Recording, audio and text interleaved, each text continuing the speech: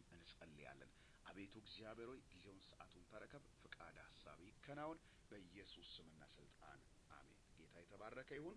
በእምነት መቅረብ ወይም ስለ እምነት ክፍል 8ን አብረን እንመለከታለን። መጽሐፍ ቅዱሳችን ሲናገር ዕብራውያን ምዕራፍ 4 ከቁጥር 14 ጀምሮ እንዲህ ይላል። ዕብራውያን ምዕራፍ 4 ከቁጥር 14 ጀምሮ እንግዲህ ወደ ሰማያት ያረገ ታላቅ ሊቀ ካህናት የእግዚአብሔር ልጅ ኢየሱስ ስላለን እምነታችንን አጥብቀን እንያዝ። በድካማችን የማይራራልን ሊቀ ካህናት የለንምና፣ ነገር ግን እንደኛ በማንኛውም ነገር የተፈተነ ሊቀ ካህናት አለን። ይሁን እንጂ ምንም ኃጢአት አልሰራም። እንግዲህ ምሕረት እንድንቀበልና በሚያስፈልገንም ጊዜ የሚረዳንን ጸጋ እንድናገኝ ወደ ጸጋው ዙፋን በእምነት እንቅረብ ይላል። ክብር ለኢየሱስ ይሁን። እንግዲህ ምሕረት እንድንቀበልና በሚያስፈልገንም ጊዜ የሚረዳንን ጸጋ እንድናገኝ ወደ ጸጋው ዙፋን በእምነት እንቅረብ ይላል። እንግዲህ ምሕረት እንድንቀበልና በሚያስፈልገንም ጊዜ የሚረዳንን ጸጋ እንድናገኝ ወደ ጸጋው ዙፋን በእምነት እንቅረብ ይላል። ክብር ለኢየሱስ ይሁን። ዕብራውያን ምዕራፍ 11 ላይ ደግሞ ከቁጥር 1 ጀምሮ እምነት ተስፋ ያደረግነው ነገር እንደሚፈጸም እርግጠኛ የምንሆንበት፣ የማናየውም ነገር እውን መሆኑን የምንረዳበት ነው። አባቶችም የተመሰከረላቸው በዚሁ ነው። ዓለማት በእግዚአብሔር ቃል እንደተፈጠሩ በእምነት እንረዳለን። ስለዚህ የሚታየው ነገር የተፈጠረው ከሚታየው እንዳልሆነ እንገነዘባለን እያለ የእግዚአብሔር ቃል ይናገራል። በእምነት መቅረብ ወይም ስለ እምነት እየተመለከትን ነው ያለነው። ክብር ለኢየሱስ ይሁን። እንግዲህ እስካሁን ባለን ትምህርት የእምነትን ትርጉም ተመልክተናል። እምነት ምን ማለት ነው ብለን በሰፊው አይተናል። እምነት ማለት የሌለ ነገር እንዳላደርግ የምንቆጥርበት ነው። እምነት የማናየው ነገር እውን መሆኑን የምንረዳበት ነው ብለን በሰፊው አይተናል። እምነት ለአንድ ክርስቲያን በጣም ወሳኝ አስፈላጊ እንደሆነ ሁላችንም ከትምህርታችን ተመልክተናል። እምነትን ደግሞ ከየት ነው የምናገኘው? እምነት የመጀመሪያ ከእግዚአብሔር ቃል ነው። እምነት ከመስማት ነው። መስማትም በእግዚአብሔር ቃል ነው። ሁለተኛ እምነትን በመጸለይ እናገኛለን። ሶስተኛ እምነት የሌሎች ምስክርነቶች በምንሰማበት ጊዜ እምነት ውስጣችን እንደሚገባ ከቃሉ በሰፊው ተመልክተናል። ጌታ ይመስገን። ከዛ በተጨማሪ ስንመለከት የነበረው ሐሳብ የእምነትን ውጤት ነው። እምነት ምሕረት እንድንቀበል ያደርገናል። እምነት የሚረዳንን ጸጋ ከእግዚአብሔር እንድንቀበል ያደርገናል። እምነት መስዋዕታችን፣ ምስጋናችን ተቀባይነት እንዲኖረው ያደርጋል ብለን ስንመለከት ነበረ። ክብር ለኢየሱስ። እምነት መስዋዕታችን፣ ምስጋናችን ተቀባይነት እንዲኖረው ያደርጋል ብለን በሰፊው ተመልክተናል። ስለ መጽሐፍ ቅዱሳችን ሲናገር ስለ አቤልና ስለ ቃየል ሁለቱም ለእግዚአብሔር መስዋዕትን አቀረቡ ይላል። ዕብራውያን ምዕራፍ 11 ከቁጥር 4 ጀምሮ አቤል ከቃየል ይልቅ የበለጠ መስዋዕት ለእግዚአብሔር በእምነት አቀረበ። እግዚአብሔር ስለ ስጦታው በተናገረለት ጊዜ እርሱ በእምነት ጻድቅ እንደሆነ ተመሰከረለት። ቢሞትም እንኳ እስካሁን በእምነቱ ይናገራል ይላል እና እምነት መስዋዕታችን በእግዚአብሔር ፊት ተቀባይነት እንዲኖረው ያደርጋል። አቤልና ቃየል ሁለቱም ለእግዚአብሔር መስዋዕት አቀረቡ። አቤልም አራሽ ስለነበር ከምድር ፍሬ ለእግዚአብሔር መስዋዕት አቀረበ። ቃየልም አራሽ ስለነበር ከምድር ፍሬ ለእግዚአብሔር መስዋዕት አቀረበ። አቤልም እረኛ ስለነበር በጎችን ስባቸውን ለእግዚአብሔር መስዋዕት አድርጎ አቀረበና እግዚአብሔር ወደ አቤል ወደ መስዋዕቱ ተመለከተ። በቃየልና በመስዋዕቱ ግን እግዚአብሔር አልተደሰተም። ለምንድን ነው እግዚአብሔር በቃየልና በመስዋዕቱ ያልተደሰተው ብለን ስንጠይቅ፣ ለምንድን ነው እግዚአብሔር በቃየል በመስዋዕቱ ያልተደሰተው ወደ አቤል ወደ መስዋዕቱ የተመለከተው ስንል፣ አቤል ከቃየል ይልቅ መስዋዕቱን ለእግዚአብሔር በእምነት ነው ያቀረበው ብለናል። በእምነት ነው ያቀረበውና በእምነት ነው መስዋዕቱን ያቀረበውና በእምነት መስዋዕቱን አቀረበ ስንል፣ አንደኛ እዚሁ ዕብራውያን ላይ ወደ እግዚአብሔር የሚቀርብ ሁሉ እግዚአብሔር መኖሩና ከልብ ለሚወስድ ዋጋ እንደሚሰጥ ማመን አለበት ይላልና በእምነት ስናቀርብ እግዚአብሔር መኖሩ እርግጠኛ ሆነን፣ ሁለተኛ ያንን መስዋዕት እግዚአብሔር እንደሚቀበለው አምነን፣ ሶስተኛ በእምነት ማለት ያንን መስዋዕት የምናቀርበው ለእግዚአብሔር እንደሆነ አምነን፣ ለሰው አይደለም። እግዚአብሔር ሙሴ ምን አለው? ስጦታ ያመጡልኝ ዘንድ ከእስራኤላውያኑ ተቀበላሉ፣ መስዋዕትን ተቀበልኝ አለው። ሙሴን የወከለው እግዚአብሔር ነው። ሙሴ በእግዚአብሔር ቦታ ሆኖ ተቀበለ። ሰዎች ለሙሴ መጥተው ነገር ቢሰጡም የሰጡት ግን ለማን ነው? ለእግዚአብሔር ነው። ስለዚህ በእግዚአብሔርና በእኛ መካከል ያሉ ሰዎችንም ማወቅ መቻል አለብን እና መስዋዕታችን ተቀባይነት የሚኖረው በእምነት ስናደርገው ነው። እግዚአብሔር እንደሚቀበለን ለእግዚአብሔር እንዳደረግንና እግዚአብሔር እንዳለ ምን አይነት መስዋዕት? የምስጋና መስዋዕት ሊሆን ይችላል፣ የስግደት መስዋዕት ሊሆን ይችላል፣ የስጦታ መስዋዕት ሊሆን ይችላል። የተለያዩ መስዋዕቶቻችን ተቀባይነት የሚያገኙት በእምነት ስናደርጋቸው ነው። ስለዚህ ሌላው በእግዚአብሔር መንግስት ላይ ስንኖር ሁሉ ጊዜ ማወቅ ያለብን ነገር ለእግዚአብሔር መንግስት የምናደርገው ነገር በሙሉ ለእግዚአብሔር ነው፣ ለሰው አይደለም። አንዳንዴ ለሰው ብለን እንደምንሰራ የምናስባቸው ነገሮች አሉ። ለሰው ብለን የምንሰራው ምንም ነገር የለም። ከሰዎች ጋር የምናገናኘው ነገርም መኖር የለበትም። አንዳንድ ሰዎች በቃ ከሰው ጋር ያገናኙታል የጌታን ቤት ስራ። የጌታ ቤት ስራ ከሰው ጋር የሚገናኝ አይደለም። የጌታ ቤት ስራ የሚገናኘው ከጌታ ጋር ነው። ስለዚህ ፓስተሩ ሲያስደስታቸው ለጌታ ቤት የሆነ ነገር የሚያደርጉ፣ ፓስተሩ ቅር ካሰኛቸው ደግሞ ቅር ባያሰኛቸውም ያው ፓስተሮች ነገር ይገንባቸዋልና ፓስተሮች ነገር ይገንባቸዋል። ሁሉም ሰው ጉልበቱን የሚያሳየው አገልጋይ ላይ ነው። በተለይ ኢትዮጵያና ኤርትራ ውስጥ አይታችሁ ከሆነ ኤርትራ እንኳን ብዙ ማላቅም ስፔሻሊ ኢትዮጵያ ውስጥ ብዙ ጊዜ አገልጋይ ነገር ይገንበታል እና ሁሉ ሰው አገልጋይ ላይ ጉልበተኛ ነው።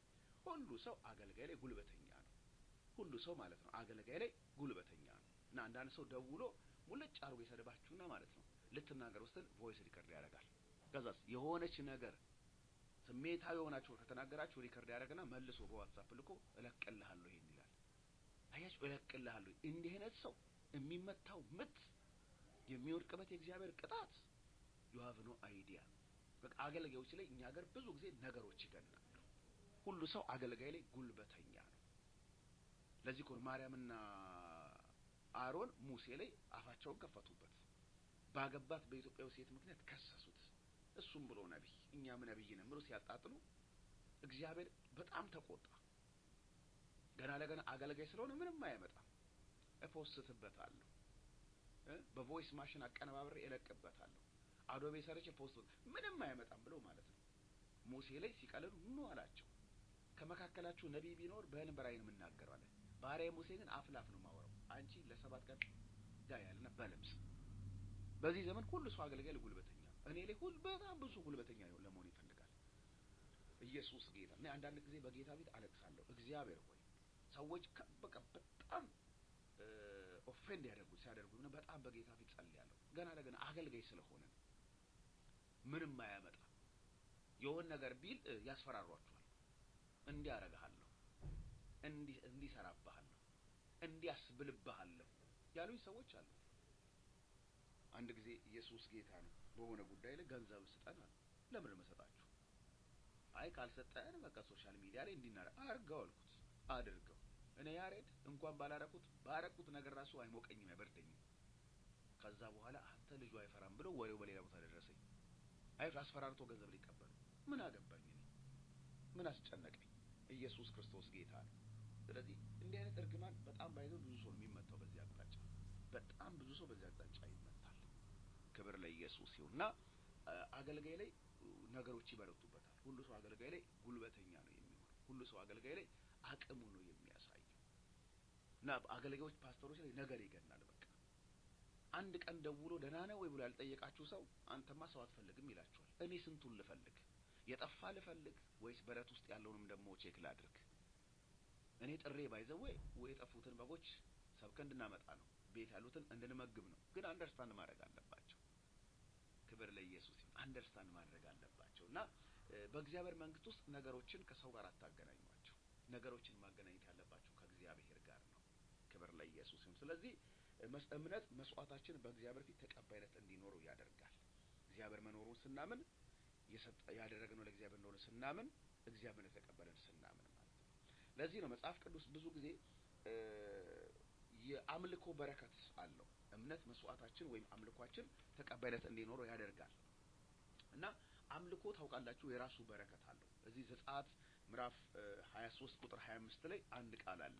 ዘጸአት ምዕራፍ 23 ቁጥር 25 ላይ አንድ ቃል አለ። እሱን ቃል ባነብላችሁ ደስ ይለኛል። ዘጸአት ምዕራፍ 23 ቁጥር 25ን በጌታ በኢየሱስ ስም አነብላችኋለሁ። ዘጸአት 23 25 እንዲህ ይላል። ዘጸአት 23 25 እንዲህ ይላል። አምላክ እግዚአብሔርን አምልክ፣ በረከቱ በምትበላው በምትጠጣው ላይ ይሆናል። በሽታንም ካንተ ዘንድ አርቃለሁ። በምድር የሚያስወራት ወይም መካን ሴት አትኖርም። ረጅም ዕድሜ አጠግብሃለሁ። አሜን። በሚያጋጥመው አሕዛብ ሁሉ ላይ ማስፈራራቴን በፊትህ እልካለሁ፣ ግራም አጋባቸዋለሁ። ጠላቶች ሁሉ ወደ ኋላ ተመልሰው እንዲሸሹ አደርጋለሁ ይላል። አምላክ እግዚአብሔር ምን በል አምልክ። እናንተም ታመልኩኛላችሁ፣ እኔም እህሏችሁን እባርካለሁ፣ በሽታንም ከመካከላችሁ አረቃለሁ። በምድራችሁ መካን የሚጨነግፋት ሴት አትኖርም እያለ በምድርም ላይ ረጅም ዕድሜ እሰጥሃለሁ፣ ጠላቶች ወደ ኋላ እንዲሸሹ አደርጋለሁ ይላል። ይሄ የአምልኮ በረከት ነው። ምስጋና አምልኳችን መስዋዕታችን በእግዚአብሔር ፊት ተቀባይነት እንዲኖረው ያደርጋል። አንድ ሰው ምስጋናው፣ አምልኮ፣ መስዋዕቱ በእግዚአብሔር ፊት ተቀባይነት አገኘለት ማለት ደግሞ የምስጋናና የአምልኮ በረከት ወደ ህይወቱ ይመጣል። ዛሬ ስንቶቻችንን የምስጋናና የአምልኮ በረከት ወደ ህይወታችን እየመጣ ያለው? የምስጋናና የአምልኮ በረከት ወደ ህይወታችን እየመጣ ከሆነ ምስጋናችን፣ አምልኳችን፣ መስዋዕታችን በእግዚአብሔር ፊት ተቀባይነት አግኝቶልናል ማለት ነው። በእግዚአብሔር ፊት ምስጋናችን፣ አምልኳችን፣ መስዋዕታችን ተቀባይነት እንዲኖረው በእምነት ምስጋናችን፣ አምልኳችን፣ መስዋዕታችንን መሰዋት አለብን። ምስጋናችን፣ አምልኳችን፣ መስዋዕታችን በእምነት ለእግዚአብሔር ከሰዋን ደግሞ የአምልኮ በረከት፣ የመስዋዕት በረከት ህይወታችንን ያገኛል። እዚህ ዘጸአት ምዕራፍ 25 ቁጥር 23 ከ25 ጀምሮ አምላክ እግዚአብሔርን አምልክ አለ። በረከቱ በምትበላው በመጠጣው ላይ ይሆናል። እህል ውሃን እባርካለሁ። እህል ውሃን እባርካለሁ ማለት የአምልኮ ውጤት ነው። አንድ ሰው ስለሰራ ብቻ ሀብታም አይሆንም። ስለተማረ ብቻ ሀብታም አይሆንም። ዕውቀት ስላለው ብቻ ሀብታም አይሆንም። ከሀብታም ቤተሰብ ስለተወለደ ብቻ ሀብታም አይሆንም። እህል ውሃው አይባረክለትም። የሚሰራው አይባረክለትም። እህል ውሃችሁ የምትሰሩት እንዲባረክላችሁ እግዚአብሔር አምላክን ማምለክ አለባችሁ። ማምለክ አለባችሁ። ለእግዚአብሔር አምላክ መሰዋት አለባችሁ። ስትሰዉ እግዚአብሔር እርግጠኛ ሆናችሁ እግዚአብሔር እንደሚቀበላችሁ አምናችሁ ለሰው ሳይሆን ለእግዚአብሔር እንደምታደርጉት አቆጥራችሁ ነው ማድረግ ያለባችሁ። ስለዚህ እግዚአብሔርን ስታመልከው የመጀመሪያው እህል ውሃን ነው የሚባርከው። የእጅህን ስራ ነው የሚባርከው። ቢዝነስህን ነው የሚባርከው። እህል ውሃችሁ ይባረካል። እቤታችሁ ያስገባችሁት እህል ይባረካል። ለወር ያላችሁት እስከ 2 ወር ይቆያል። ለወር ያላችሁት በ15 ቀን አልቆ ብድር ውስጥ አይከታችሁም ማለት ነው። ይሄ ቀላል ነገር አይደለም። መዘመር የሚያመጣው ነገር ነው። እንደ ቃሉ መኖር የሚያመጣው ነገር ነው። ለእግዚአብሔር መስዋዕት መሰዋት የሚያመጣው ነገር ነው። ክብር ለኢየሱስ ይሁን። አምላክ እግዚአብሔርን አምልክ አለ። እሱም እህል ውሃ ምን ይላል? ይባርካል። እግዚአብሔርን ማምለክ ማለት የመጀመሪያ እንደ እግዚአብሔር ቃል መኖር ነው። ከዛ ለእግዚአብሔር የተለያዩ መስዋዕቶችን መሰዋት ነው። ለእግዚአብሔር ቃል ስትኖሩ፣ ለእግዚአብሔር የተለያዩ መስዋዕትን ስትሰዉ እግዚአብሔር እህል ውሃችሁ ምን ይላል? ይባርካል። እህል ውሃ ስራህ ይባረካል። ቢዝነስ ይባረካል። እቤት ያስገባችሁትን ነገር እግዚአብሔር በረከቱን ይለቅበታል ማለት ነው። ከዛስ እህል ውሃን ባርክ። በሽታን ከመካከል አርቃለሁ። በቃ በሽታ የሚባል ነገር ከቤታችሁ ከህይወታችሁ ያርቃል። ይሄ በቃ ያልጋ ቁራኛ የሚያደርጉ በሽታዎችን፣ ገንዘብ የሚያስጨርሱ በሽታዎችን በዋናነት ማለት ነው። ገባችሁ? አሁን አንዳንዴ ጉንፋን የሆነ ነገር በልታችሁ ሆድ ቁርጠት ምናምን አይደለም። ይሄ ኖርማል ነገር ነው። ግን በሽታን ከመካከል አርቃለሁ ሲል በዋናነት ያልጋ ቁራኛ የሚያደርግና ገንዘብ የሚያስጨርስ በሽታ አለ። አንድ በረከት ልባርካችሁ። ያልጋ ቁራኛ የሚያደርግና ገንዘብ የሚያስጨርስ በሽታ ከናንተም ከቤተሰባችሁም ከትዳራችሁም ከልጆቻችሁ ከዘመናችሁም በኢየሱስ ስም ይወሰድላችሁ። አምላክ እግዚአብሔርን ታመልካለህ፣ እሱም እህል ውሃን ይባርካል። ከዛ በሽታን ከመካከልህ ያርቅልሃል ይላል። ምን አይነት በሽታ? ያልጋ ቁራኛ የሚያደርግና ገንዘብን የሚያስጨርስ በሽታ። ያለ 38 ዓመት ሽባ የነበረው ሰውዬ 38 ዓመቱ ያልጋ ቁራኛ ያደረገው ምንድነው? በሽታው እኮ ነው። 38 ዓመት ያስተኛው፣ 38 ዓመት መራመድ የከለከለው በሽታው እኮ ነው። ኢየሱስ ክርስቶስ ጌታ ነው። ያቺ 12 ዓመት በላይ ደም ሲፈሳት የነበረችው ሴት ገንዘቧን ባለመድኃኒቶች ዘንድ የጨረሰችው፣ ብሯን ያስጨርሳት፣ ሀብቷን ያስጨርሳት ምንድነው? በሽታ ነው። በጌታ በኢየሱስም አንድ በረከት ልባርካችሁ ቅዱሳን። ይሄን ድምጽ የምትሰሙ ሰዎች እኔና እናንተ ልጆቻችንን፣ ቤተሰባችንን፣ ዘራችንን ያልጋ ቁራኛ የሚያረግና ገንዘብን የሚያስጨርስ በሽታ በኢየሱስም አያገኘን። ቀላል ነገር እንዳይመስላችሁ።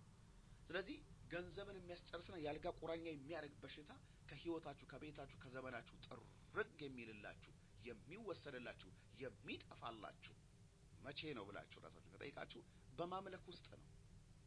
እግዚአብሔርን ማምለክ እንደ ቃሉ መኖር ነው። እግዚአብሔርን ማምለክ ለእግዚአብሔር የሚያስፈልገውን መስዋዕቶች መሰዋት ነው። ይሄን ስናደርግ በእምነት ነው። መኖሩን እንደሚቀበለን ለሱ እንደሆነ ቆጥረን ስናደርግ ነው። ስለዚህ የአምልኮ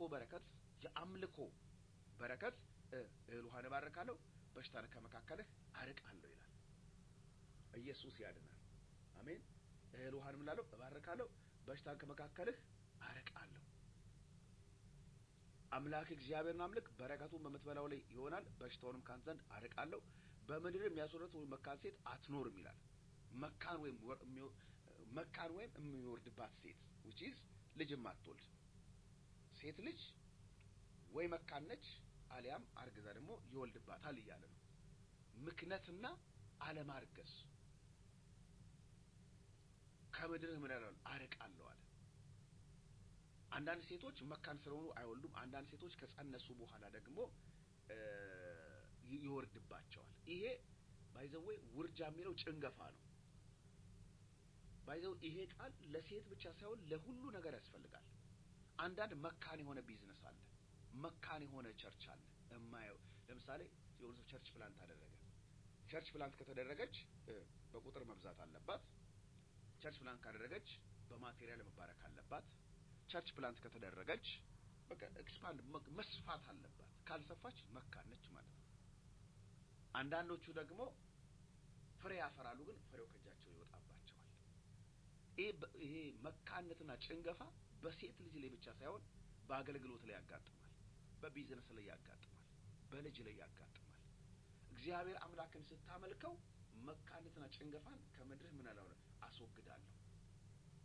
መካነትና ጭንገፋ እጮኝነት ይጨነግፋል፣ ትዳር ይጨነግፋል፣ አገልግሎት ይጨነግፋል፣ ቢዝነስ ይጨነግፋል፣ ትምህርት ይጨነግፋል። መካነት ደግሞ በቃ ፍሬ የሌለው ድካም ብቻ የሆነ ህይወትን እንድትኖሩ ያደርጋችኋል። እግዚአብሔርን ማምለክ ግን መካነትና ጭንገፋን ከህይወታችሁ ያስወግዳል። ሴቶቹንም ላይ ይመታላቸዋል። ከማንኛውም ነገራችሁ እግዚአብሔር ያስወግደዋል። በምድር የሚያስወርዳት ወይም መካን ሴት አትኖርም። የመጀመሪያው ለሴት ነው። እግዚአብሔርን የሚያመልክ ከሆነ አንድ ሰው እግዚአብሔር የሚያመልክ ከሆነ ሚስቱ መካን ልትሆንበት አትችልም። ደግሞ አርግዛ ሊጨነግፍባት አይችልም። ይስሐቅ ታውቃላችሁ